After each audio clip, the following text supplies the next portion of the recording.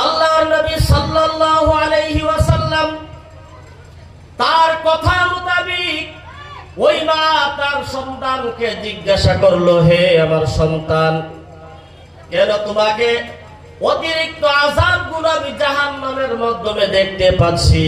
ফেরেশতারা কয়লাগুলো জমা করে তোমার মাথার মাধ্যমে তুলে দেয়। ফেরেশতারা জাহান্নামের কয়লাগুলো দলা করে তোমার জিহ্বার মাধ্যমে তুইলা দেয়। ফেরেশতারা কয়লাগুলো জমা করে তোমার হাতের মাধ্যমে তুইলা দেয়। আমি একটু তোমার কাছে শুনতে চাই, অতিরিক্ত আযাবগুলো তোমাকে যখন দেওয়া হয় তুমি হাউমাউ করে চিৎকার মারো আর মা মা কয়ে ডাকো।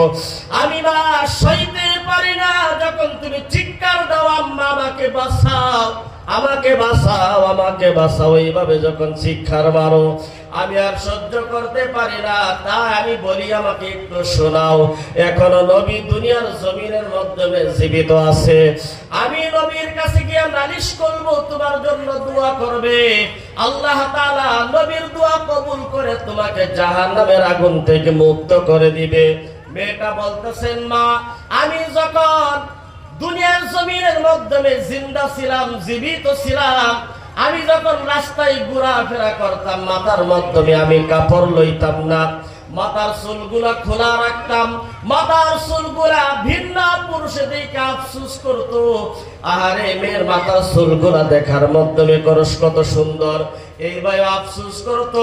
আল্লাহর নবী সাল্লাল্লাহু আলাইহি ওয়াসাল্লামের কথা মোতাবেক আল্লাহ তাআলা মাথার চুল খোলা রাখার কারণে জাহান্নামের মাধ্যমে আমাকে অধিকাংশ আযাব দিয়ে গ্রেফতার করে রাখছে।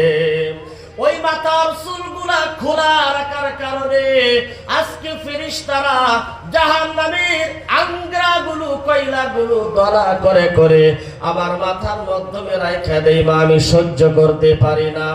আম্মা জান বলতেছেন, মেয়ে বলো তোমার জিহ্বার মাধ্যমে কেন ফেরেশতারা জাহান্নামের আগুনগুলো দলা করে করে, ওই আঙ্গরাগুলো দলা করে করে কি কারণে জিহ্বার মাধ্যমে রাখা দেয়?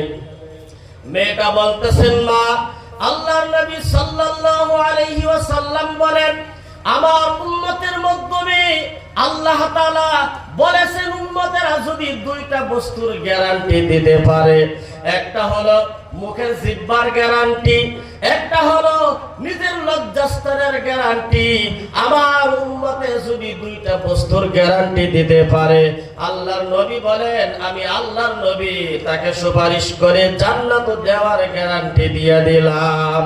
এক নাম্বার হলো জুবানের হিফাজত, দুই নাম্বার হলো লজ্জাস্থানের হিফাজত করার জন্য আল্লাহর নবীর কথা মোতাবেক এক নাম্বার জুবানের হিফাজত করা। জুবানের হিফাজত কিভাবে করবেন? ওই জিহ্বা দিয়া কোনোদিন মিথ্যা কথা বলা যাবে না, এই জিহ্বাটা দিয়া কোনোদিন গালিও দেওয়া যাবে না, ওই জিহ্বা দিয়া কোনোদিন গীবত করা যাবে না, ওই জিহ্বা দিয়া মানুষের দুর্নীতি কথা বলা যাবে না। আল্লাহর নবী সাল্লাল্লাহু আলাইহি ওয়াসাল্লাম বলেছেন এইভাবে তোমরা জিহ্বাকে হিফাজত রাখবা। জিহ্বাকে সব সময় আল্লাহ আল্লাহ জিকির দিয়া সব সময় জিন্দা রাখবা। যেই মানুষটা আল্লাহ আল্লাহ জিকির করে না, কোরআন তেলাওয়াত করে না, ভালো কথাবার্তা জুবানের দ্বারা বলে না, ওই মানুষটার জিহ্বা জিন্দা থাকা অবস্থায় আল্লাহ পাক মৃত বলে ঘোষণা করে দেয়। যেই জিহ্বা দিয়ে আল্লাহর জিকির করা হয় না, যেই জিহ্বা দিয়া কোরআন পড়া হয় না, যেই জিহ্বাখানা দিয়া ভালো কথা বলা হয় না, শুধু গালাগালি করা হয়, মিথ্যা কথা বলা হয়, গীবত করা হয়, শুধু গুনাহের কাজ করা হয়, মানুষটা তো জিন্দা কিন্তু আল্লাহ তাআলা তার জিহ্বারে মৃত বলে ঘোষণা করে দেয়। তাহলে বোঝা গেল আপনার নিজের শরীরের একটা অংশের মৃত্যু হয়ে গেছে গা। আমার মা বোনেরা, জিহ্বা বহুত দামি সম্পদ। মা